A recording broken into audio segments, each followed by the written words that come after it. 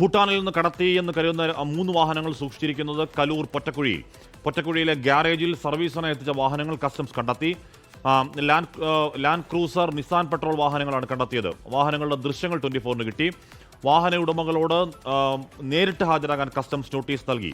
S Shyamkumar വിവരങ്ങൾ മറ്റൊന്ന്. ശ്യാം, ഗ്യാരേജിൽ നിന്ന് വാഹനങ്ങൾ പിടിച്ചെടുക്കുകയല്ലേ?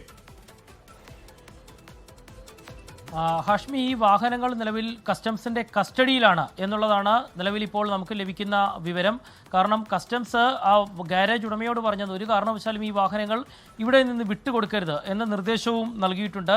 3 വാഹനങ്ങളാണ് ഈ ഗാരേജിൽ സൂക്ഷിച്ചിരിക്കുന്നത്. അത് ലാൻഡ് ക്രൂസറും നിസാന്റെ പെട്രോൾ മോഡൽ വാഹനവുമാണ്. ഇത് 3ഉം ഭൂട്ടാനിൽ നിന്ന് എത്തിച്ചതാണ് എന്നുള്ളതാണ് കസ്റ്റംസ് സംഘം സംശയിക്കുന്നത്. ഈ വാഹന ഉടമകളോട് നേരിട്ട് ഹാജരാകാനും കസ്റ്റംസ് ആവശ്യപ്പെടുകയും ചെയ്തിട്ടുണ്ട്. സിനിമാ നടൻ അമിതുമായി ബന്ധമുള്ള 3 പേർ തന്നെയാണ് ഈ വാഹന ഉടമകൾ എന്നുള്ള പ്രാഥമിക നിഗമനത്തിലേക്കും കസ്റ്റംസ് എത്തിയിട്ടുണ്ട്. ഈ സാഹചര്യത്തിലാണ് വാഹനങ്ങൾ അവിടെ തന്നെ സൂക്ഷിക്കാനും സർവീസ് ഉൾപ്പെടെ നിർത്തിവെക്കാനും നിലവിൽ നിർദ്ദേശം നൽകിയിരിക്കുന്നത്.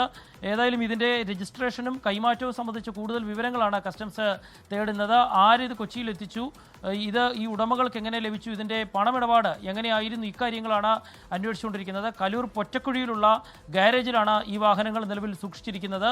ഇവിടെ എത്തിയാണ് കസ്റ്റംസ് ഉദ്യോഗസ്ഥർ വാഹനങ്ങൾ പരിശോധിക്കുകയും ഉടമകൾക്ക് നേരിട്ട് ഹാജരാകാൻ നോട്ടീസ് നൽകുകയും ഈ ഗാരേജ് ഉടമയോട് വാഹനങ്ങൾ അവിടെ തന്നെ സൂക്ഷിക്കാനും അത് കസ്റ്റംസിന്റെ കസ്റ്റഡിയിലുള്ള വാഹനങ്ങളാണ് എന്ന് അറിയിക്കുകയും ചെയ്തിരിക്കുന്നത്. ഹാഷ്മി, ഓക്കെ, പൊറ്റക്കുഴിയിലെ ഗ്യാരേജിലാണ് 3 വാഹനങ്ങൾ കണ്ടെത്തിയത്. അപ്പോൾ അതിൻ്റെ ഭൂട്ടാനിൽ നിന്ന് വന്ന ഈ വണ്ടികളുടെ അല്ലെങ്കിൽ കള്ളവണ്ടികളുടെ അന്വേഷണം കസ്റ്റംസ് തുടരുകയാണ്. അതിന്റെ വിവരങ്ങളാണ് ശ്യാംകുമാർ നൽകിയത്.